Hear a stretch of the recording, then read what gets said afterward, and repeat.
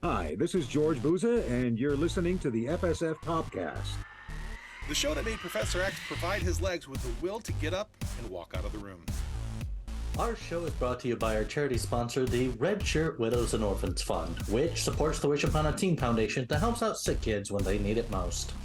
And just imagine the comfort you'll give Red Shirt crewman number 1997. He'll know that when he puts on the red shirt and joins the X-Men in their fight against the Sentinels, that he didn't leave his family destitute and without hope, because the Red Shirt Widows and Orphans Fund has his back and what's left of his fur. All right, guys, our guest today is a prolific voiceover talent and a man who's been entertaining people for generations. I am one of those peoples. Perhaps you know him best in the same way I learned of him, and that is as the voice of Beast in the 1990 animated series, The X-Men. But we have so much more to talk with him about than just the X-Men. We're going to talk about some X-Men. Don't worry about that. But there's some other things that we want to talk to George Buza about today. So welcome to the FSF Podcast, George. Well, thank you very much. Happy to be here. Yeah, we're excited. So we met George at the Grand Rapids Comic-Con. Himself and a lot of the other cast from the X-Men animated series were there, along with Eric and Julia Lee Wald, who were on a previous episode of the FSF podcast. But we had a chance to talk with George, and he graciously agreed to come on tonight and talk with us. So that's why we have him here. And I have to tell you, I'm excited to talk with you about all things X-Men. We know that there's X-Men 97 coming. We're not going to ask you a lot of details about that because that's all strapped down with NDAs. But Disney scares us. And Disney scares me. They have enough money to sell me twice before lunchtime and not blink an eye. Well, they do own the Sentinels now. Yeah. There's a lot there to worry about for sure. But I found something on your IMDb list as I was going through your resume of shows. I found something on your IMDb list that I knew that this had to be the first thing I was going to talk to you about. And I guarantee you it's not X-Men related. Well, I take that back. I mean, it could be. There might be a tie in here somewhere that I'm clearly unaware of. And if there is, by God, that'd be an awesome story. Anyway, the show that I want to ask you about has one of my favorite quotes. It says, "If the women don't find you handsome, they should at least find you handy." How did you end up on the Red Green show? I think they just kind of asked me to be on it. They were looking for another character. And they just asked me if I would come in and play this lazy merino owner. And we took it to the absolute limit where he just wouldn't even move a muscle for fear of exerting himself, and created that extreme character. It was a heck of a lot of fun to do. Oh, I bet. It was a very fun cast, and I'd known all the guys that were on that show for years before. And I had the time of my life as long as it lasted. Yeah, that's one of those shows that when I was growing up, I didn't understand it at first. I was kind of young, but one of my buddies' dads watched the show, and he just thought it was hysterical. He thought Red Green was the cat's pajamas, and so, but as I got older and I kind of went back and watched it a little bit, it made me laugh because as an adult, the humor in it registered with me more than when I was a teenager. So yeah, and that quote, like I said, that quote has been, that stuck around with me because I am not a very handy person, nor am I handsome. So I've tried to figure out a way to make that work for me. But do you know how to use a roll of duct tape? I've been using duct tape all my life. That's one of those things that the reason it was so popular in the show is because everybody did it. If you needed to fix something, I fixed mufflers on my old cars with duct tape. It didn't last very long, but it got you from point A to point B, and then it melted. Right. It's helpful to keep in your car for when your muffler falls off as you're trying to get it to the shop. I put bumpers back on a car with duct tape. I've done all kinds of things with it. And this is way before I was on the Red Green show and actually learned that you could build things with duct tape too. Oh yeah, absolutely.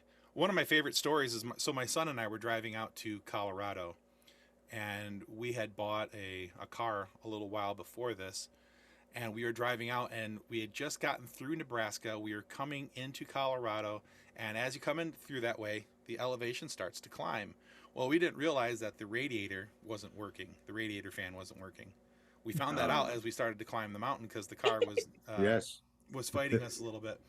But we got under the hood with duct tape and zip ties, and we moved a few things around. We made a few things work. We kind of, we figured it all out.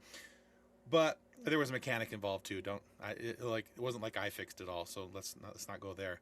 But it worked. So obviously, as we were under the hood, my son, the name of the show escapes me right now, but goodness gracious, it was on Motor Trend channel, and there was these two guys. They would always go and they'd get these junk cars and try and fix them up and all this stuff, and they always had zip ties with them. So before we left, he made sure we had zip ties. And I grew up watching the Red Green show, and especially in my early 20s, and I'm like, I got duct tape, he's got zip ties, we're good to go for a road trip. They both came in handy, and and as I'm duct taping things, I was like, Red Green would be so proud right now. As soon as you mentioned Red Green, I'm over here with you. Where can I watch it? Because I suddenly need to watch it so badly. Like, it used to run profusely on PBS. It did. It did. But take a look on YouTube. Everything seems to be out there. I'm looking now, and it looks like you can stream it on Tubi, the Roku channel. You can buy it through Prime. But yeah, I'm looking at the options because I need to watch Red Green. It's been far too long. Yeah, it's a good show. It's a good time. He had a movie. He did a movie as well. Yeah. We had. I did not know that. Yeah. And we all did little parts in the movie as well. One year, I think, I can't remember if my brother bought it for my dad or if my dad bought it for my brother. They might have actually bought it for each other, but they got the stuffed and mounted sets for each other. I'm like, well, we each got a complimentary roll of red green duct tape. That's awesome. That I still have somewhere out in the garage. That is awesome. As well as a little camp stool. Well, for sitting down on the movie set. Yeah. That's fantastic. That is so cool. So jumping from Red Green into X-Men, because we all know that's why we're here. We're going to talk about other things, but we're also going to be like, no, we're X-Men. So X-Men, the animated series, was my introduction into what has become the Marvel multiverse. But then Beast also appeared in Spider-Man, the animated series, which crossed over with other Marvel animation shows of the time, making what was the original version of the MCU. But you also had a role on Mutant X, which was basically about the mutants, but Marvel was able to make it without violating Fox's then control. Well, there was, in fact, a very lengthy lawsuit that went on about that. There was. But... And I try not to talk about it while I'm working for my present employer, so probably safe. We're going to avoid that topic. But what is it about the characters that you think is so compelling that we're still finding new ways to tell their stories, in some cases 60 years later? Because Beast was one of the first mutants introduced in 1963. Yes, well, I was one of the people that found the X-Men comic book sitting right next to the DC comics that I used to buy in 1962 when they came out with the very first X-Men, and I wish I'd kept it. Oh. I don't know what happened to it. I think my mom threw out all my comic books and baseball cards. Oh! It happens. This was way before we even knew that they were going to be worth any money. For her, they were just, he doesn't live here anymore. Why is his stuff still in the house? And bunch of old baseball cards. Who could possibly want those? Right. But anyway, these characters are virtually timeless because they deal with the human condition and the prejudice that exists in almost every human being, and the fight for the people who are underprivileged and disadvantaged. So this is why all these people found refuge in our show, because it showed that you could overcome your deficiencies and your liabilities and turn them into assets. And the fact that people were cooperating in order to achieve their goals, and that right would eventually prevail, regardless of the trials and tribulations that you had gone through.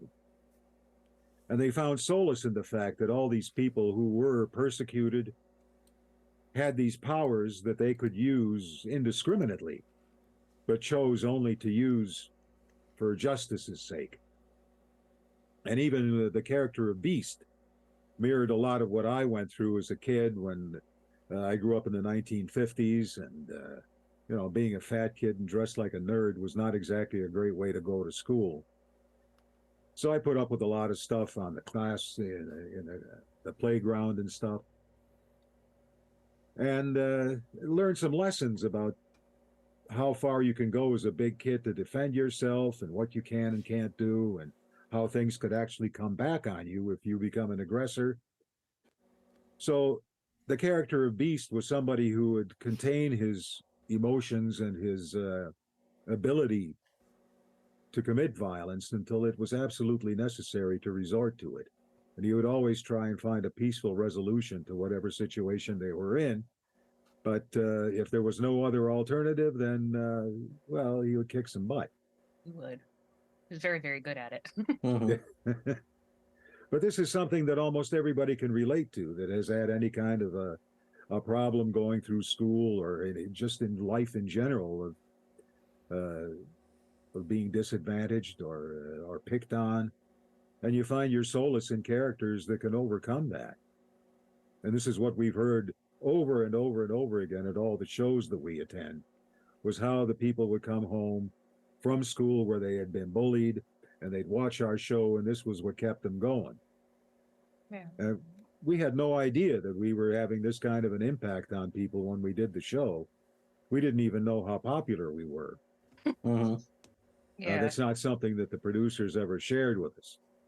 And from what I understand, when we were talking to Julia and Eric, the fan mail was piled up all along a hallway at the studio, and it was all those, you know, they looked like laundry baskets filled with fan mail. And we never That's knew awesome. that. We were just waiting to see whether we were going to get renewed and did another year or not. And they'd Right. keep you hanging until the last possible second. So all we were worried about really was, do we do another year? Do we not? And we had no idea until we started doing these shows of how popular we really were and what kind of an impact we were having on people's lives. And it's not something you really think about when you're doing a cartoon. Right. Mhm. You know, we were just telling a story. You know, the difference Yeah. to me, though, was that X-Men, for its time, was unlike a lot of the other animated series that were out there, because you were tackling more, even though it was technically a kids show, you were tackling more adult topics and handling them in a way that even young people could identify with. And so I think that's where the biggest difference came in. It wasn't just that it was an animated series, it was an animated series with heart. It was an animated series that really looked to reach out to its audience, and I think was written, you know, this is from the outside looking in. It always felt like it was written in such a way that it would do just that, that it would help those that were Well, in this those was situations to identify with it. absolutely. This was their intention from the very beginning. And something that I'm sure that if when you were talking to Julia and Eric, they fought hard to keep Yes. that texture of the show Mhm. going when the money people were saying, you know, we want something more like what's on the TV right now. This is not what we want. You know, make it more cartoony. And that's not what they wanted. That's not what the show was supposed to be about. Mhm. And they fought hard to keep that going. And as a result, it became what it is. Mhm. Boy, I'm And so glad it's they did. still, I mean, the show ended in 1997, but it still has that power to the Wow. point with X-Men 97 coming back. I mean, that is an incredible lasting legacy of that show. Well, it sure is. But if you look at the world today, it's even more messed up than it was when we did the original Oh yeah. Yeah. series. Mhm. Intolerance that has found its way to the forefront. And I really don't want to get on a political soapbox here, but the world is really in a rotten state. Mhm. And if we can add a little bit of solace to people who watch the show and find a little bit of gratification in that, then I think we've achieved our purpose. Yeah. Absolutely. But we're more timely right now. The stories are more timely right now than they were 30 years ago. We're definitely in a world that more than ever we need the superheroes now. Exactly. And I can, you Yeah. know, from a fan's perspective, to have that whole series come out on Disney Plus where it could be watched again easily, Oh man, that was a whole lot of giggling in my house when I found that on my Disney Plus. You know, like kind of clicking through the new stuff. Oh my God! It's back. and it hits that same that inner child. Like Oh yeah. you push play on it and the theme song starts and you're like, oh, it's after Oh, yeah. school all over again. I need some Dunkaroos and a Capri Sun and come on, I'm good. Like, Well, I have a funny story. I was going across the border to do a show down in the States because we live in Canada. And I was telling the border guard I was going to Comic-Con. And he says, "Oh, really? What are you going to do there?" I says, "Oh, just sign some autographs, meet some fans." And he goes, "Well, what show are you with?" And I said, "Well, I did X-Men, and I was the Beast." And he started to go, da da da da da da da da da. This is at the airport. That's awesome. I was actually walking through the grocery store the other day and somebody's phone rang and it was the X-Men theme song as their ringtone. And I'm like, wait, what? Where? That happened to me at Walmart about a week ago. Oh my gosh. Or, well, not a week ago. It was a couple weeks ago when I was not, death with COVID. But I was walking through the store and I heard it. It was like a couple aisles over, and I'm like, I need to go find my new best friend. Where's that phone ringing at? Yeah, it was like 2 days ago. I heard it, and I'm like, I'm gonna talk to them. It's like it's bouncing through the store. It's like the bat signal for nerds. Just as soon as that song hits, it's like, oh, okay, we have a new best friend. Find the TV, quick. Exactly. So, George, we love hearing backstories about how our guests got to be where they are today, or how they got into the business of the entertainment industry. And you've been in the business like 20 years before you even started X-Men. So it's kind of a two-part question. What is your backstory into getting into the entertainment industry? And how did you get into the X-Men? I know you had mentioned you were kind of into the comics a little bit. And then how did you get that? Well, let's start with your very first question, how I got into the business. I can blame this on my very first girlfriend. I went to an all-boys school. She went to an all-girls school, and they were just around the corner from each other. And they were looking for guys to come and audition for their senior class play. And I got conned into going there. I sang my alma mater as my audition piece, and the show was Oliver. And I got the part of Mr. Bumble. Okay. This was my senior year of high school in Cleveland. And we did the whole process. I had a lot of fun during the rehearsal process, and I met some great people. We had a ball. And then on opening night, when I went out there and I started getting laughs and applause, and I knew I was hooked. So this is a heck of a great way to make a living if it's possible. And I was only at the time like 17 years old. And I decided that this was going to be something I would pursue when I went to college. And I did. My parents were very much against it. So I had to maintain an English major, saying, well, no, I'm studying to be a teacher, but I like theater, so I'm going to take a lot of theater courses. Well, I ended up graduating with like 136 hours of theater courses and the bare minimum of English courses that still carry a major. But I did every play I could possibly get into. I auditioned for everything. And then when I was finished with the university, I'd already done a year of apprenticeship to Equity during the summer theater. I got hired by the Great Lakes Shakespeare Festival as an apprentice. This was 1971. And the guy who was my mentor at the theater festival was Robert Englund, Freddy Krueger. Oh, yeah. And he had just gotten his Equity card a couple of years earlier.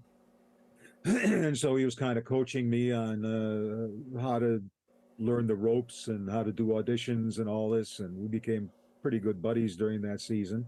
And then I went back and finished my degree and started going out and auditioning at age 20 and got nothing, nowhere, no how. So I kind of bummed around for a while and did some really crazy jobs, mostly security and bouncing. I worked as security for Larry Flint. Oh yeah. as a bouncer in his Hustler Club. Hmm. I worked as a bouncer in this place called the Agora in Cleveland. That was a rock and roll venue. It sat like 2,000 people. Bruce Springsteen came there to play before he became a big star. So from there, I was doing a lot of security work and getting far away from theater. So I went back into graduate school. And there, I got an opportunity to audition for the Trumpet in the Land, which is an outdoor drama in Southern Ohio. And that's where I got my equity card. And I was invited to go to Canada by a Canadian director. Got my work permit, did a bunch of plays up here, and established myself as a Canadian actor because there was so much opportunity here in the early 70s. Everything was just getting started, the small theaters. And eventually I got into television and film.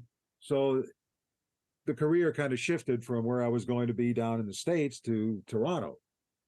And as far as X-Men, by that time I'd already done a whole slew of animation. I was in the 1983 production of The Land of the Ewoks. So I was already fairly well established in the animation, and we all got this opportunity to audition for this new series called Project X, because it was secret. It was just like anything. They call everything Project X. So I'm starting to read the dialogue and everything, and I said, Project X, my foot. This is X-Men.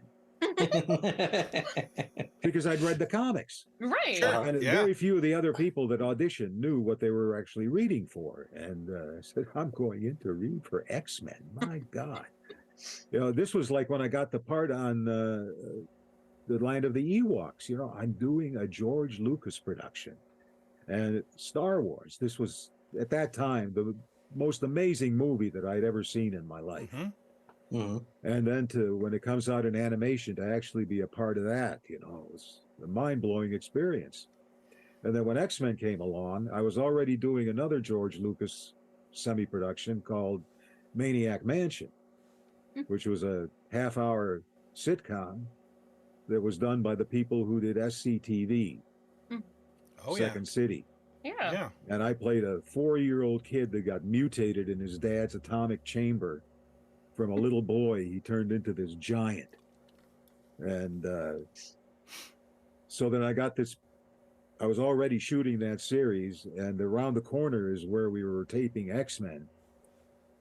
And I used to leave the set to go and do a recording session around the corner at the sound studio, dressed as a 4-year-old kid, riding through downtown Toronto on my motorcycle, wearing kids' overalls and crazy little shirts filled with beavers and everything. And so it's been a heck of a ride. I've been doing this since 1971 was my first professional job as an apprentice. So that's now 52 years and still going. You know, Yeah. Kind of scary. That's so amazing though. And I love the number of actors specifically that get their start with Second City. Second City has done so many amazing things. And that is such a cool thing to get to be connected to. I mean, in addition to being connected to X-Men and the Star Wars universe, then to have the ties back to Second City, and even the ties back to the Great Lakes Shakespeare Festival. Like, that is on my list of things I want to go. I know that they still do a small Shakespeare festival. Small Shakespeare festival. I want to go. Yeah. And I also did a season at Stratford here in Canada. Okay. Gosh. I love that. Nice. Yeah, as soon as you mentioned Robert Englund too, and I'm sitting over here with the yeah, he's a heck of a nice guy. And we became really good buddies during that season. But as in all things, you know, it's hard to maintain any friendships over the long period of time because you're all over the place. Sure. Yeah, you keep in touch for a while, and then you just kind of fade into the distance, and that's what happens. That is such an incredible backstory, though. That is so cool to get into. You're gonna be an English major. Yeah, well, thank goodness I never did that, because then I'd be a teacher, and I don't know if I'd be happy doing that. not to say that it's not a great profession to be in, but I just wasn't cut out for that. You know, I got my jollies being on stage and listening to the applause and being able to get laughs out of the audience. And there's nothing like live theater. And No, there's not. And the shame is selfishly- now that I haven't done it since 1986, and I'd probably drop dead of fright if I had to go out and do it now. Not to mention the fact that up here there's probably more Swiss cheese than there is.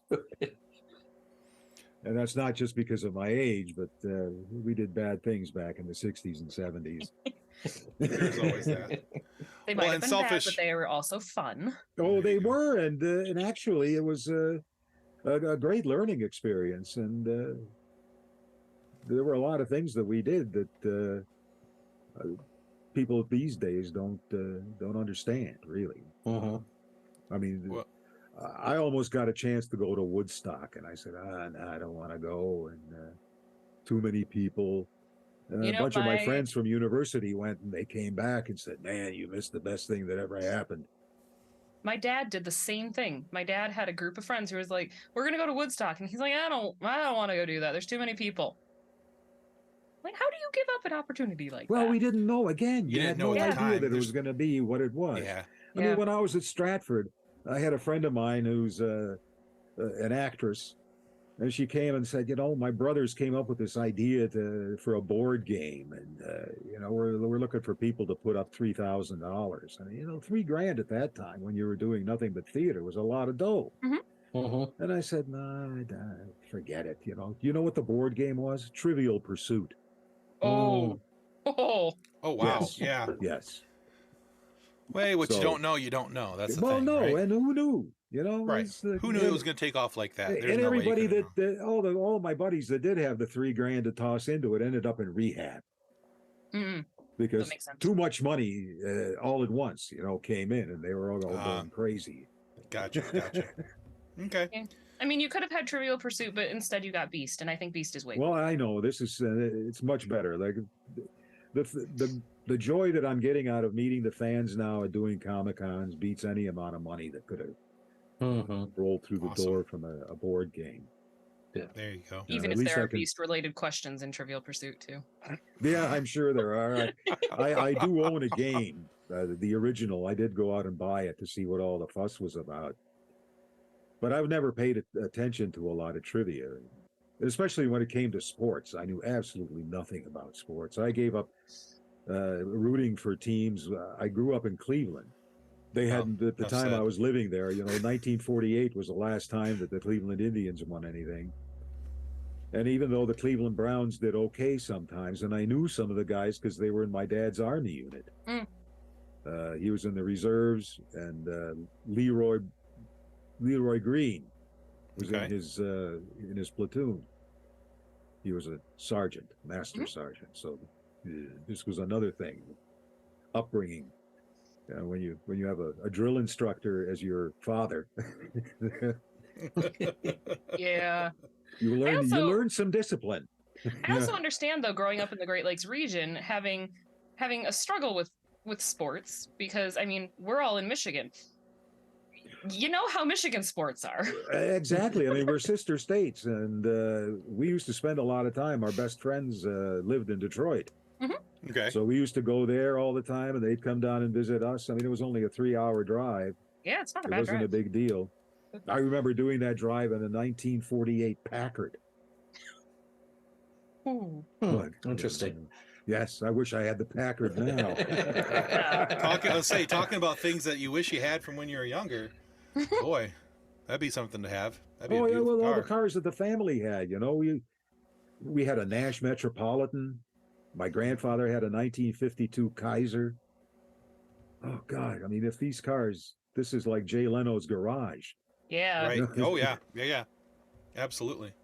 So speaking of things from way back, when I was doing my research on you, George, one of the things that I come to understand is that you've been a stamp collector since the age of 5. Yes. And that you've even had opportunity to display your stamp collection internationally, and that also your grandfather, I believe, was also a stamp designer.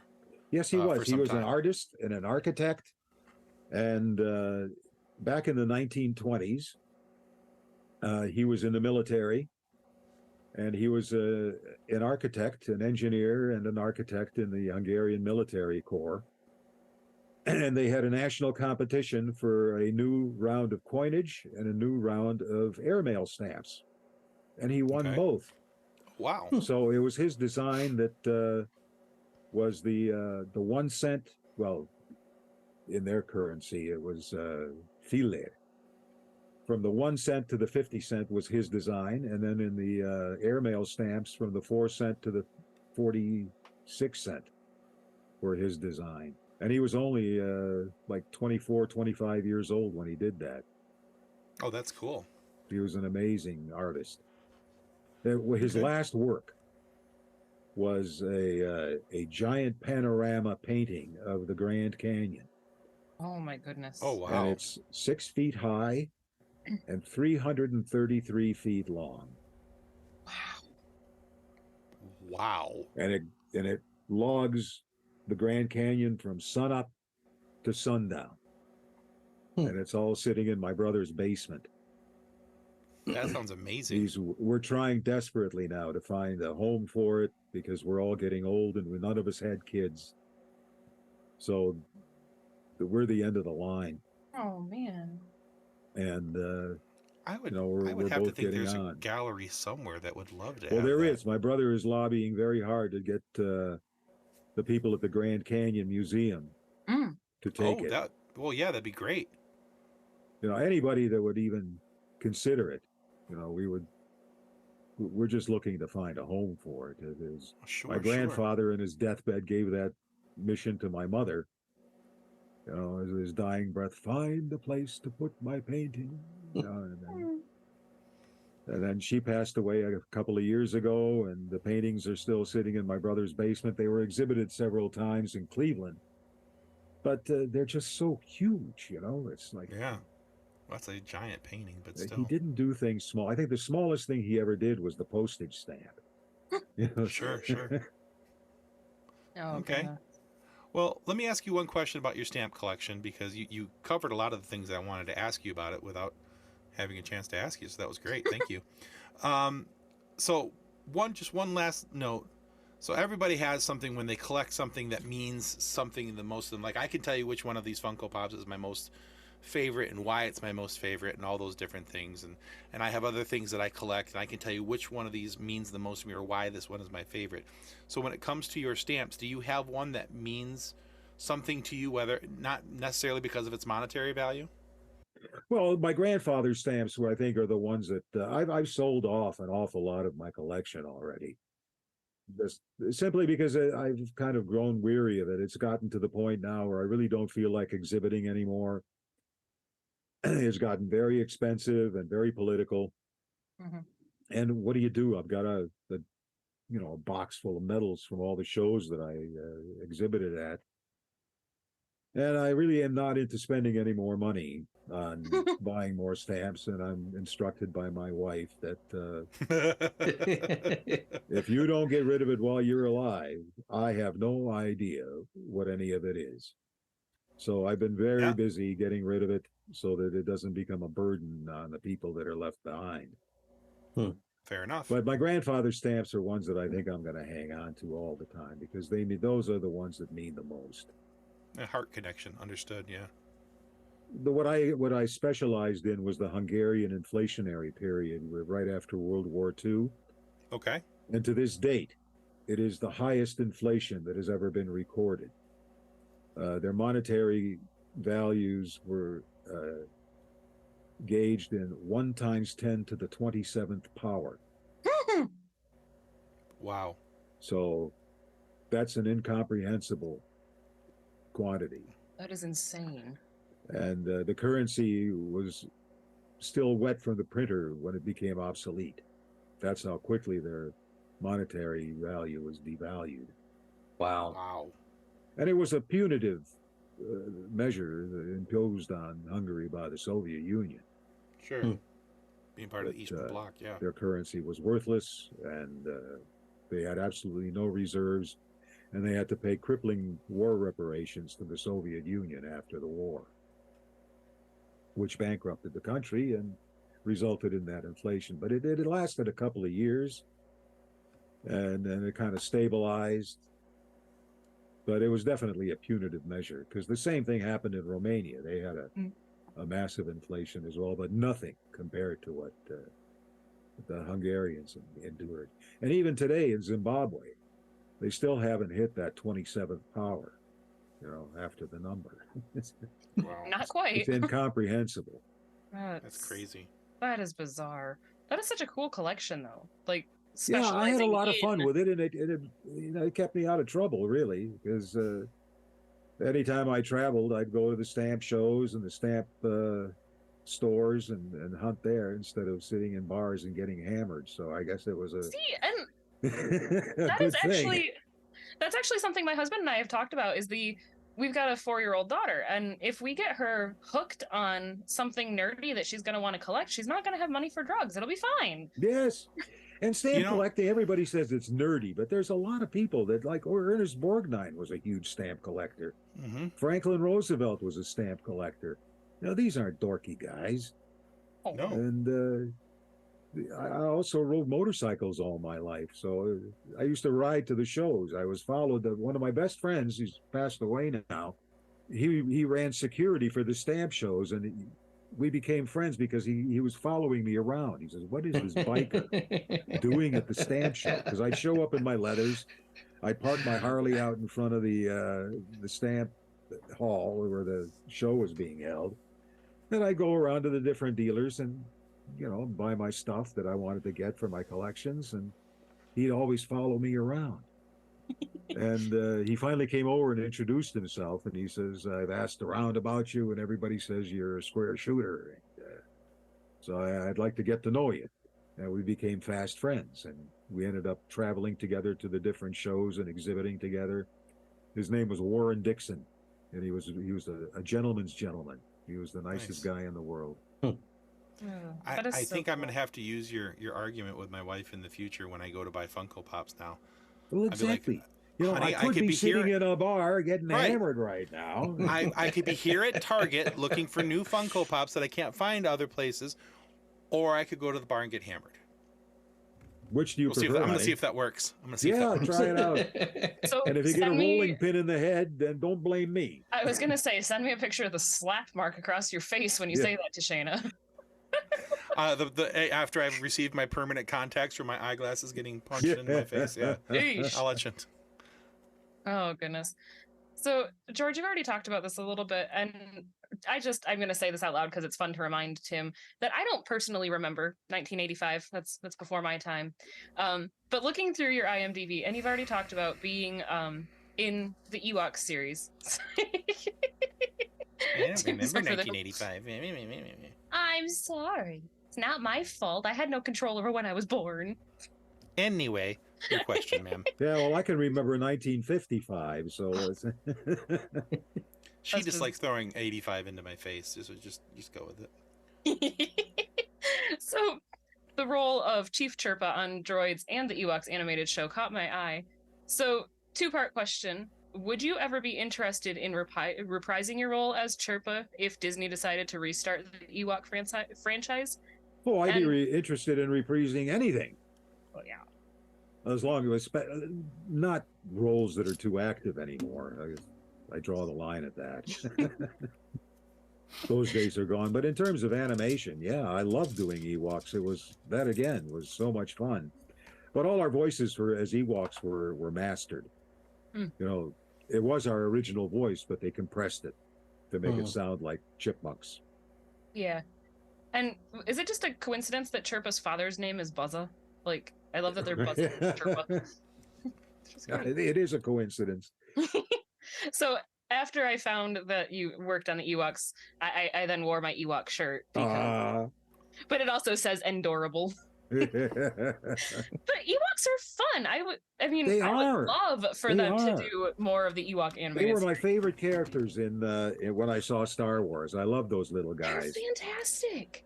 I mean, there are some seriously questionable things about Ewoks when you realize that they just had a dress that fit Leia, but it's okay. We're just not going to think about where that dress came from. Oh goodness, no, I love Ewoks. I that would be great if they reprised the animated show. That would be fun. Yeah, well, I don't know how much they're going to be doing of reprising things. I think it was a real fluke that X-Men came back, and I think we can thank the fans for doing that, and also the fact that when Disney did put X-Men on Disney Plus, it became the #1 show and stayed there for weeks. Yes. So that was a definite boost to Yeah. them changing their minds about bringing the show back.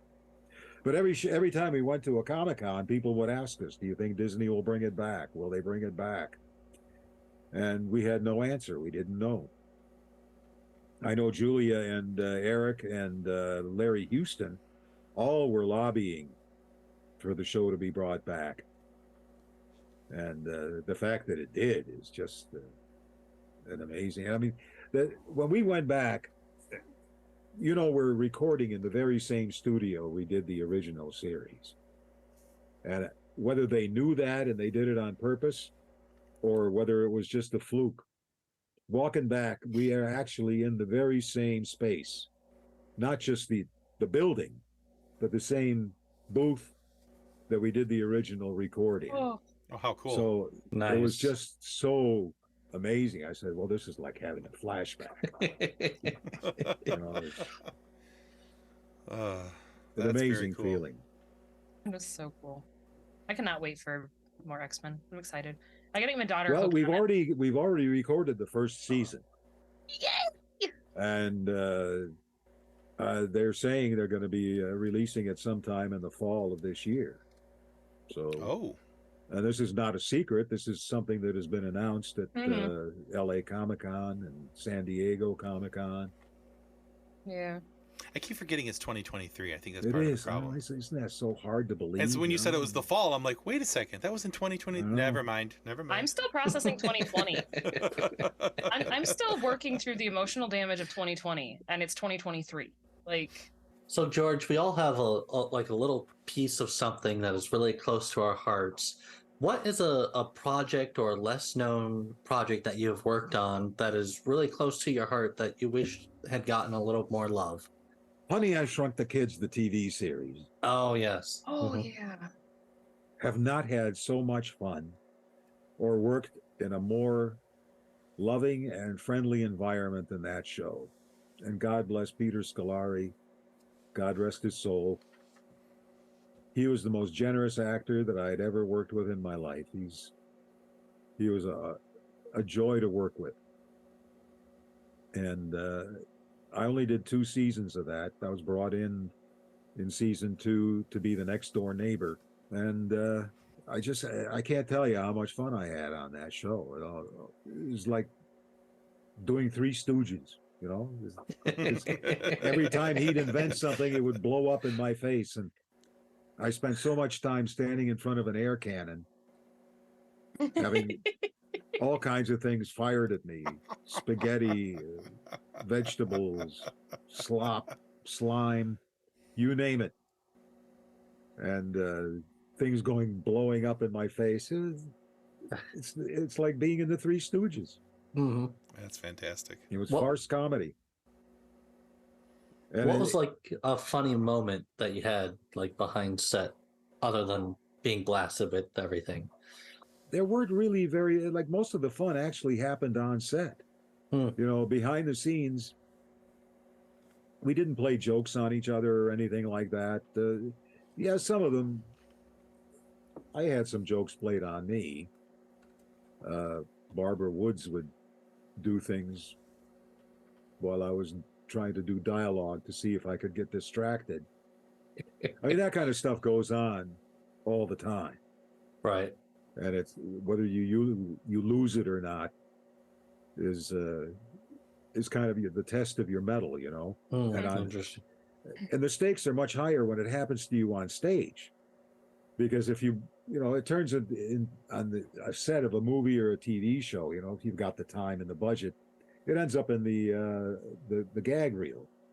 But if it happens on stage and you break or whatever, then you're kind of eating it out there. I remember we were doing, this is at Great Lakes Shakespeare Festival, and we were doing a production of Taming of the Shrew.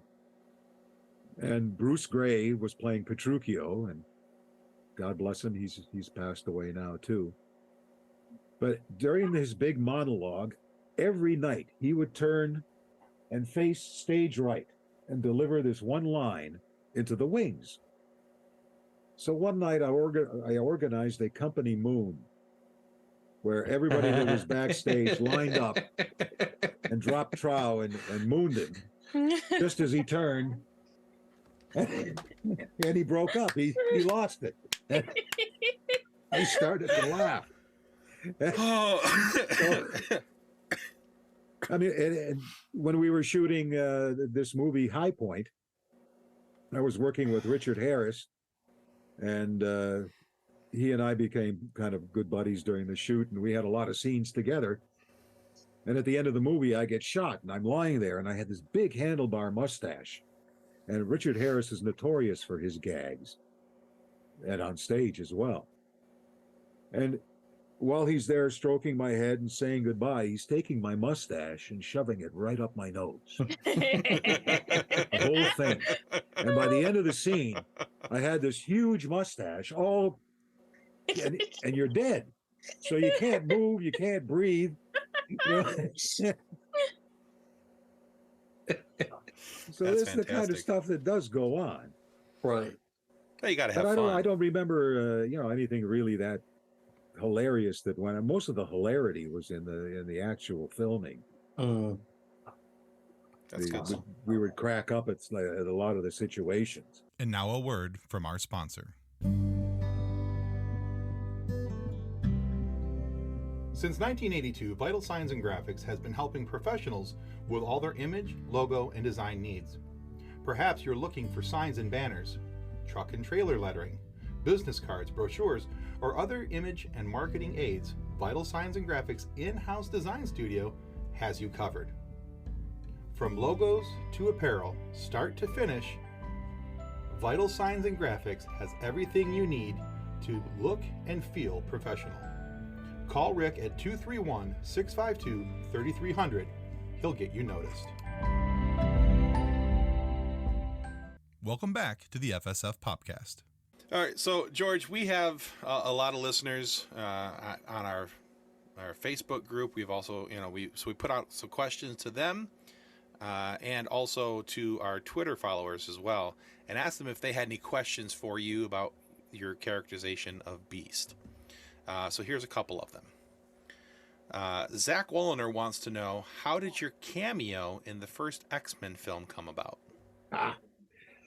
Well, as you know, when big big American productions come up to Canada to shoot, there's a lot of little roles that are left over for the Canadian actors. And my agent put me up as a role of this trucker. Mm-hmm. And so I went in and I read for the role. And this guy that I knew was the stunt coordinator for the show. And I was auditioning for Bryan Singer. And he says, that's the guy that did the voice of Beast. And Bryan Singer sat up and he says, if it wasn't for your show, we wouldn't be doing this movie today. And he gave me the part of the trucker. That's cool. That's awesome. So that's how that came about.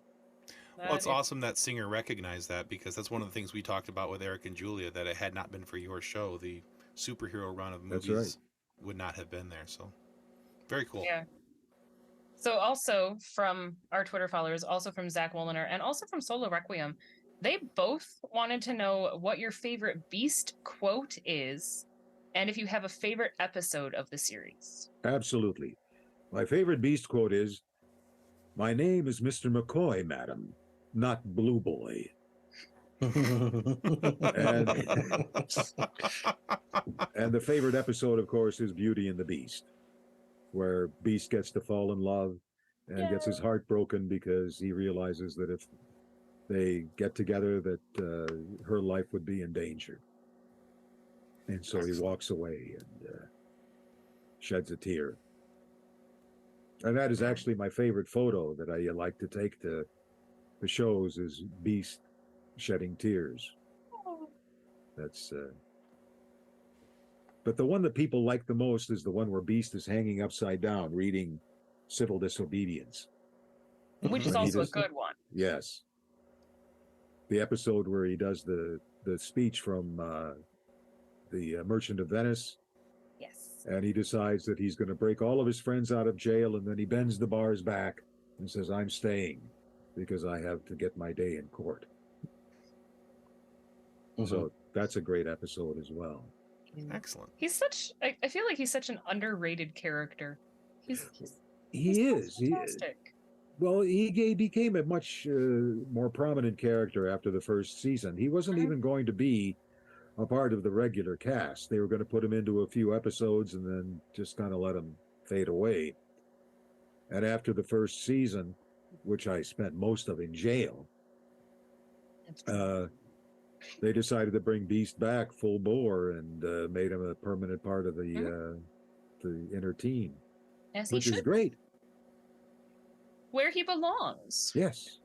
I actually I would play X-Men on the playground in elementary school because we were watching X-Men after school, and one of my friends figured out how to hang upside down from the monkey bars and pretended that he was reading just like Beast was. But see, we did the same thing. We used to pretend we were Superman, and we jumped off the roof and Oh yeah. hurt ourselves, tied a blanket around as a cape, and said, "Hey, I can fly." And well, I guess I can't. I wonder what my mother-in-law has stories about my husband doing that. He landed on a wood pile. He's got some pretty gnarly scars on his back from that. Yeah, well, I didn't know. We had a little play shed that was attached to the garage, so that it wasn't exactly the full 8 or 10 feet. It was maybe about 6.5, 7 feet off the ground. So we didn't hit that hard. Yeah, no. We only did it once. It was when my husband and I were dating that my mother-in-law told me, she's like, there was a day that I was sitting in the living room and I realized I didn't know where John was, and then I heard footsteps on the roof. And I'm like, how old was he? 6. What? And he's on the roof. Well, I did that too. I went up on the roof. That had nothing to do with being Superman. I just like to be in high places. And there was a ladder that was I grew up in an old A-frame.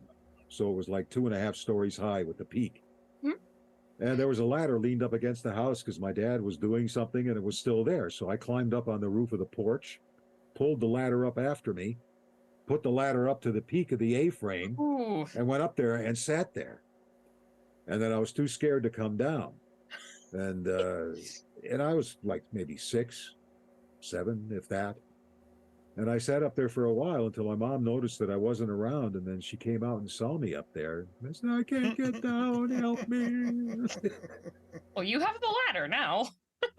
I know, this was the thing, is I had the ladder. So she called my grandfather, and he had to climb out through the window of their bedroom and then get the ladder and get me down. And oh my goodness. That's fantastic. Stuff we did. That's great. Well, I had more of a silly, serious question. It is, what is your favorite place, or where is your favorite place to eat and why? Home, because I cook it and I make things deadly hot. Deadly hot. I grew my own hot peppers. I had a garden in the back. I have 8 gallons of hot sauce sitting in my freezer. I got indigestion just hearing about all this. Yeah, well, I grew a whole field of Reaper plants, scorpion peppers. Oh, wow. Jolokia peppers, and I made my own hot sauce. And I enjoy burning people. So, my mild salsa you would laugh at. Okay, gotcha. All right. I have a pot of chili that's cooking on the stove right now as we speak. Oh my gosh. Waiting for a good dollop of some Reaper sauce in there. Oh. I love hot food. I'll be right over. And I travel with my own jar, the limit that you're allowed to take on a plane. And I remember there was this guy at a Comic-Con, and he was trying to raise money for some charity, and he had a bottle of hot sauce. And he says, "I'm going to take a big swig out of this for $20." And he slams it down on my table, and he goes, 300,000 Scoville units. So I went, oh, really?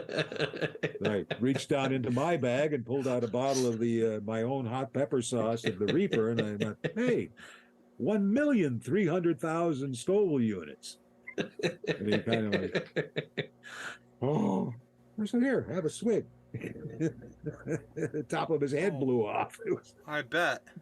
I think the most I had was 6 million. Oh, that's up there. It was. I was like, oh, this is pretty bad. There is this guy on YouTube Hard pass. that I cry if my nacho cheese is too hot.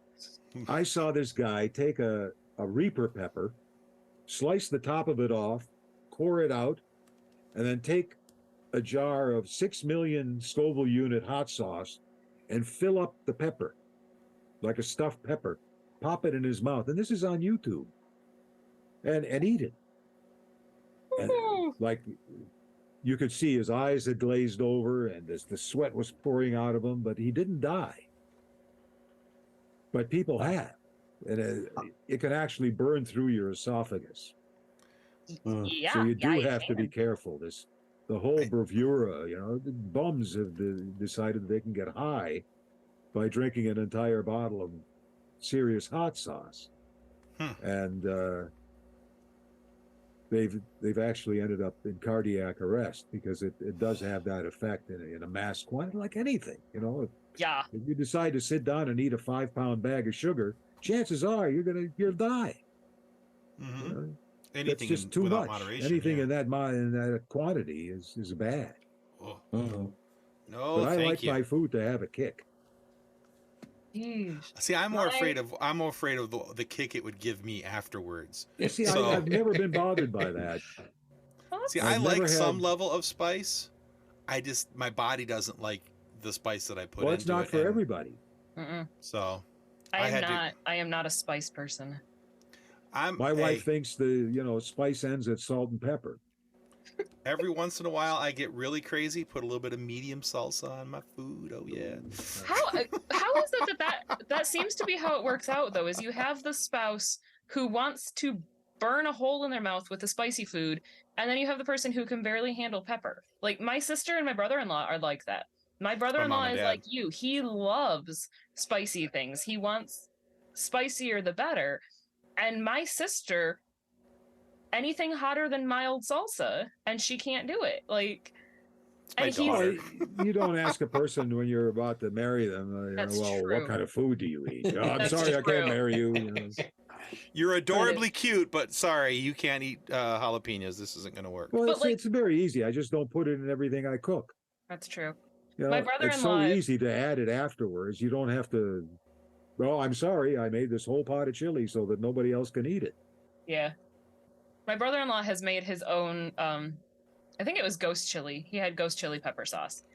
And he had just a little bit of it on his lip, and he kissed my sister, and she thought she was gonna die. He's like, Yeah. it's not that spicy. She's No. like, really? Because I argue with that. Every time I kiss my wife, she says, "What have you been eating?" Mm-hmm. I said, "Nothing, nothing, nothing." Right? Are you sure? Positive? Because, and then she'll sniff. Have you been eating fish?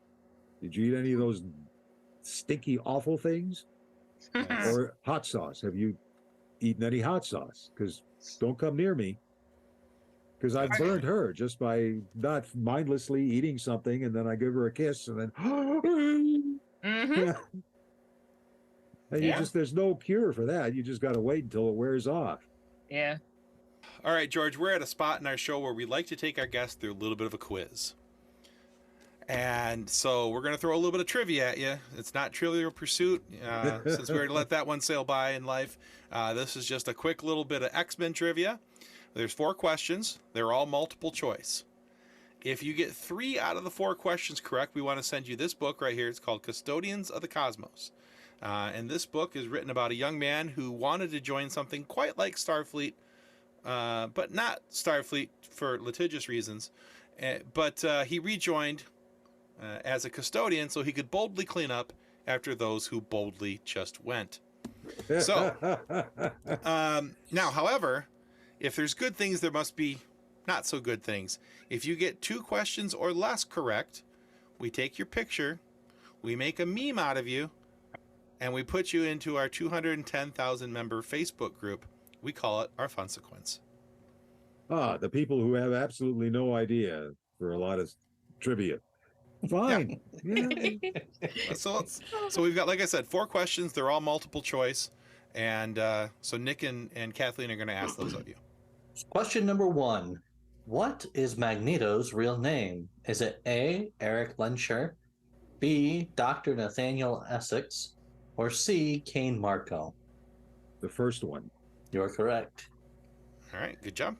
All right. That's Question number 2. Which of the following characters does not have blue skin or fur? A, Beast, B, Jubilee, or C, Mystique? Jubilee. That is Very correct. good. Which pairing has the ability to read minds? Is it A, Wolverine and Cyclops, B, Gambit and Rogue, or C, Jean Grey and Professor X? Jean Grey and Professor X. Very good. All right, so that's 3. That gets you the book, and we'll get an address from you in a little bit. You have escaped the land of the Funsequence. Exactly. You are Funsequence free, but we'll still make sure you get the book.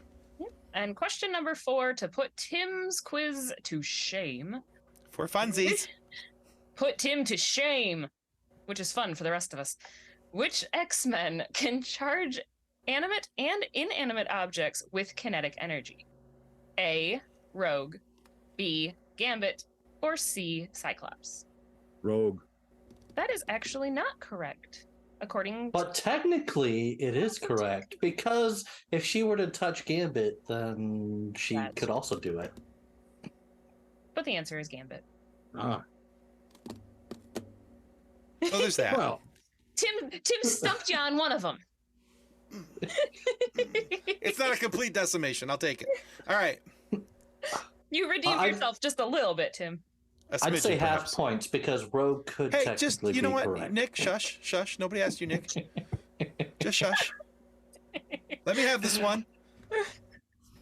I'll take my mark. You still like get him. a book. I like this guy. We're going to work. We'll be okay. Well, George, thanks so much for being on the show today. Where can our listeners go to find out more about you and your works? Unfortunately, I'm not on any social media.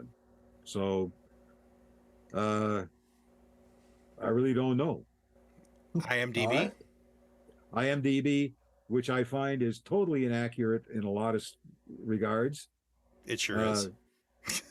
SAG just got through some major negotiations with IMDb, allowing SAG members to access their own sites and claim them and correct any, except certain things where you have to document and everything. So I tried to go in there and update it, and I felt like I was in a hamster cage, you know, going around and around and around in circles without being able to achieve anything. Some And of the I gave things up, on, and I said, yeah. who cares? You know, if they want to believe all this stuff that's not true or not up to date, who cares? What difference does it make? Understood. Because they have so many things wrong, not necessarily about my work, but about my personal life. And you really wonder, where did they get the information? Because there's a lot of things that are wrong. My birth date is wrong. They've got me much older than I really am. Then, you know, at my age, come on, give me a break, all right? Let's not push this any further forward. Yeah. Really, don't push me into the grave before time. So they have me born in the 40s, whereas okay. I wasn't. And Cedric was Professor X, but not There you me. go. So give me those few years. But I gave up trying to correct it. Understood. Yeah, it can be difficult to try and correct some of the stuff on IMDb. We use IMDb to, you know, for some content issues and things like that. But if there's any mistakes made, you know, good luck trying to get it changed. It can No be kidding. difficult. And it's all personal stuff that doesn't really matter, except, Right. you know, the people who would take it personally, like me. Right. Exactly. They got all the work stuff right. They've got all Okay. the credits correct. But Yeah, there is one credit that I don't know if it's actually showed up there, but it's a fun fact, as they would say on fun factoid on Big Bang Theory. Back in 1983, I did this show called The Sex and Violence Family Hour for Playboy. And it was written by one of the guys that was the original writers on Laugh-In. Okay. And it was done in the exact same genre as Laugh-In, with the short skits. And it starred Jim Carrey, Murray Langston, who was the unknown comic, the guy with the paper bag over his head. Oh, yeah. Okay. And it was really cheap comedy. So I keep wanting, and there's this one scene of me wearing like a Speedo and black leather chaps and a black leather vest and nothing else, and two girls in very skimpy bikinis holding onto a chain attached to a collar around my neck, and we're all go-go dancers. Oh my.